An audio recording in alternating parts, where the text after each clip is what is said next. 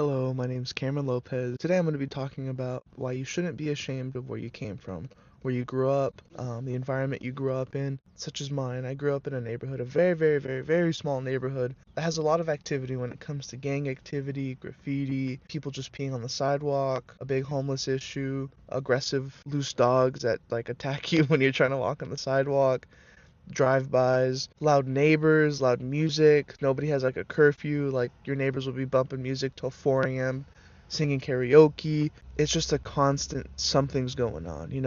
And I've been living here my whole life since I was a kid, since I was born, and I used to be really ashamed of it whenever I would tell my friends in elementary school, junior high, and I think it was in high school when I realized hey, I shouldn't be ashamed of this. And I decided to make a video about it today. I'm now 22 years old. There would be the LAPD or just regular PD helicopters flying super low with their microphones going get out of your house, we have you surrounded. There would be raids a lot of drug busts. It was just always really violent, and there was actually a drive-by pew pew literally next to me in front of my house. We saw it happen, we heard it happen, we saw the person, and I've seen a lot of things that I wish I never saw. I've learned to embrace it.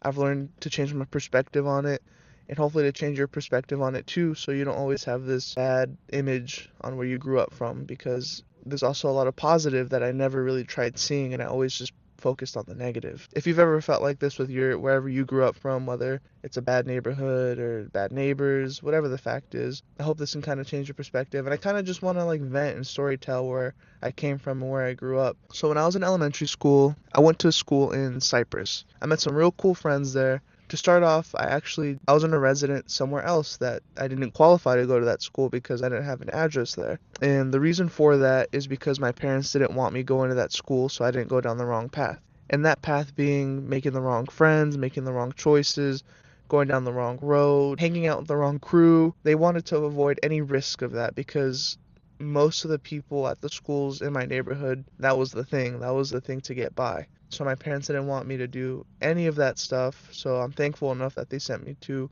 a better school to meet better people and try to make better decisions. But with that came along other people living in somewhat nicer areas.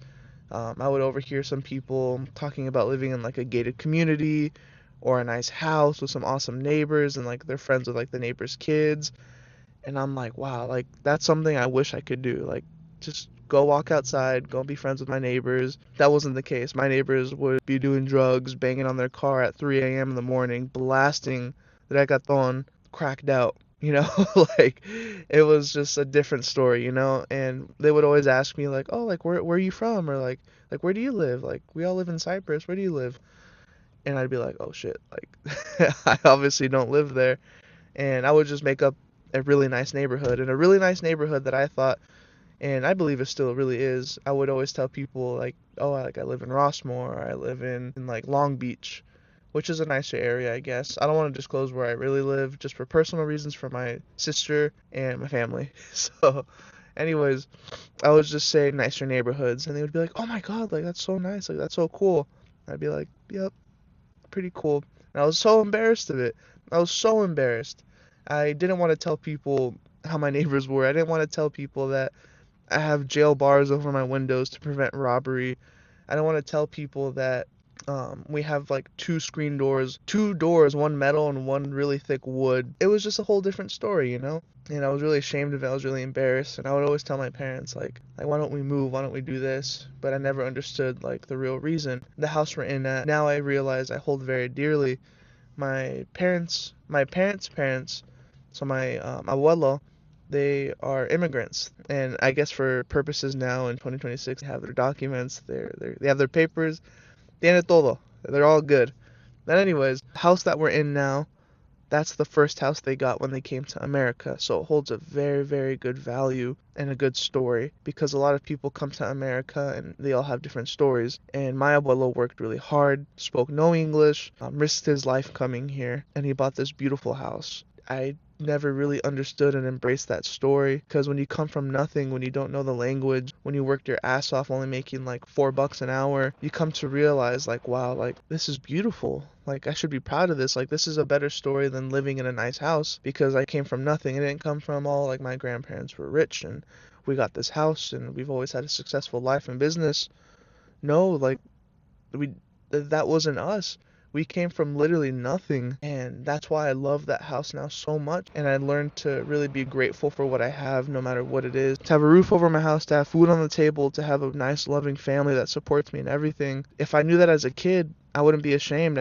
I'd be really proud of it, but that wasn't the case then. So I'd always lie to people telling them I lived in like a bougie area, and they would like give me the biggest smile and be like, "Whoa, bro, like that's so cool. Like I live in a gated community here. I live in Rossmore, whatever the fuck nice neighborhoods or suburbs were around there." And then I also started seeing the beautiful part of my neighborhood. I would always focus on the negative parts. Like I said, I would focus on the graffiti, the gang violence, the police activity, the rowdy neighbors, the raids, the loose dogs. And I learned to appreciate that. I would see the dogs like, oh, like that dog looks kind of cute, even though he might bite my leg off. That's a really cute dog. I wonder where he used to live, or I wonder what his story is. I would just look at the positive in it.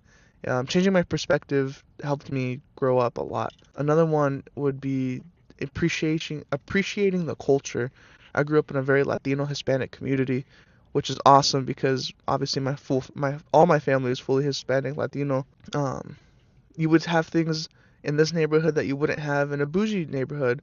Obviously, everybody has like an ice cream truck, but we would have like the pananero con el pan. So he would come around with fresh Mexican bread, blaring his anthem of el pananero con el pan, and people would run out with their money trying to get some fresh bread or pan dulce or whatever it is. It was dope.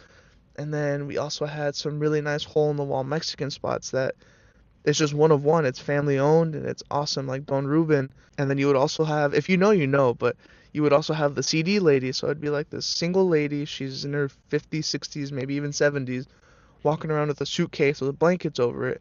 You wouldn't think much of it. You would just think she's just some lady going home from work or some lady visiting a family friend or whatever. But little did you know, she actually sold CDs and keep it on the low, but like they would pirate the movies. So this lady would come by. It was straight up like a fucking drug deal for movies. So we'd just wave her down, hey, like ven aquí. She'd pull up, she would go in your front yard or even your house. There's been cases where the CD lady would come in our freaking house or my abuela's house, and she'd open up the suitcase, extra large suitcase, and she would have hundreds and hundreds of CDs of movies that haven't even been released yet, or movies that are in theaters. The movie that was in theater that had the hype, we'd be watching it in our bedroom in a comfy environment with food and popcorn. That was cool, the CD lady. If you guys know, you know. And then we would also have the esquite man, the corn man, whatever you want to call him. And you can get it con chile, limon, queso, anything. And you'd also have chicharron, shaved ice. I don't know what it is in Spanish, I'm sorry. They'd also have shaved ice. They'd be ringing their bell, or the little horn that goes, bam, bam, bam, bam. And you'd run outside, running down the block trying to catch it. So little things like that I learned to appreciate, and I found it really cool. I felt like it's a cultural thing. Like, this is cool. Like, these guys are out here not doing it for fun, but to make a living. And then for like the graffiti we would see of like the gang members or people just tagging stuff on the walls or people's garages, instead of seeing it as obviously like it's a little dangerous, like a little scary that they're active, but we turn it into a positive. My dad would kind of make some funny jokes saying like, man, like this guy forgot to go to school, or his cursive isn't really too well, or we would try to make out what the words say, or sometimes it would get down and it'd be pretty artistic. So we kind of just like analyzed it and kind of appreciated the work that it took, and we kind of would just make funny stories on like how it would happen. And then every time we would see graffiti in our neighborhood, there was a little hotline that our neighborhood community center had that we would report it to so that they could cover it up. And a funny thing is, my dad put some light in it, and he would always like call with a funny voice. He'd always be like, "Hi, yes, this is blank blank blank, and I'd like to report a graffiti crime. There is going to be 3 graffiti letters, and it looks like one of them spells out a C, or it could be a donkey's ass." Like, he would just fuck around, but at the same time make light of it. And that really taught me, like, hey, like, the stuff you see around here, it's okay. Like, it's not that bad as you make it seem. It's not as bad as I make it seem. My dad really helped me with that. And as I matured and I grew up and I see other neighborhoods have it way worse than me, and in the sense of like violence and their living, obviously you have to be grateful with what you have. And when I was younger, I didn't realize that. But as I got older, I saw like, wow, like there's more fucked up shit in this world than I have to be worrying about a loose dog, you know? Like, yeah, sure, whatever, it's dangerous. I can get bit, but I have to be grateful like I have a house. I have to be grateful that I have a room, I have a family, all those things, food, water, money. That's also another thing that really made me appreciate where I came from, you know. And the thing with Mexican people, Hispanic people, you really get time to know them. And even if you don't, you can just say what's up to your neighbor one time. Obviously, I had really bad neighbors, but there's some across the street from us that are really, really cool people, and you build a really cool relationship with them. They're the type of people that you see them having a carne asada and a beer, and they will literally say, "Hey, like here's a beer." They wouldn't even like say, they wouldn't even ask you. They'll just give it to you, like, "Hey, aquí está un cerveza or carne asada or quieres a comer," or like, bro, like they literally, us as Mexican people, us as Latino people, we accept anybody in the family and we keep it very respectful. And that's another thing I learned to appreciate. And I would have stuff like this over a nice bougie house, you know? So I really learned how to appreciate it and not be ashamed of it. And I really do regret not knowing this, but I can't get too upset with myself because I was a kid, but I really wish I had this knowledge to share with my friends and people like, hey, like I don't live in the ghetto. Like, sure, what's your definition of ghetto? You know, it's different from other people. I wish I just could have educated them more on like, hey, like I think it's really cool where I grew up, and sure, there's all this madness, but there's also a lot of beauty in it. And I know most of them don't take it seriously, like that I live in a really bad neighborhood, but there are some times where I'm like, fuck, like I would actually have a couple friends. I think I'm not really friends with this guy no more, but his name was Chris. And every time we'd be in our neighborhood, he would always put no music on. He would lower his seat down and he'd be like, "Okay, like am I safe? Like am I okay?" Or he would have other people drop me off at home because he was too scared to drop me off at home. And I'm like, "Bro, like you're fine, bro. Like it's not that active. It's not that scary. Like you're fine. It's not a war zone." But yeah, ultimately just don't care for other people's opinions on where you live, and that was a big thing of mine. And at the end of the day, see the light at the end of the tunnel. Be grateful for what you have and embrace your culture, embrace your family, and embrace with what you got right now because it could be a lot worse. And although your friends may have all these things, that's a big issue in today's world is comparing yourself to other people is the worst thing you can do today. And you need to stop that. And that's something I did. Learn to embrace with what you got. Learn to embrace the city. Learn to see the positive and stop obsessing over the negative and start sharing the greatness with your friends and start sharing the greatness and maybe you can change the perspective for your sister, your mom, dad, brother, and make light of every negative situation. Like, you know what? Like that loud music they're playing, I really hope they're having fun, or I really hope they're enjoying their night, you know? I hope they get home safe. Or the graffiti on the wall, like, man, that guy's went down the wrong path. He's having a rough time. Hopefully they come clean it fast so it looks beautiful by the next day.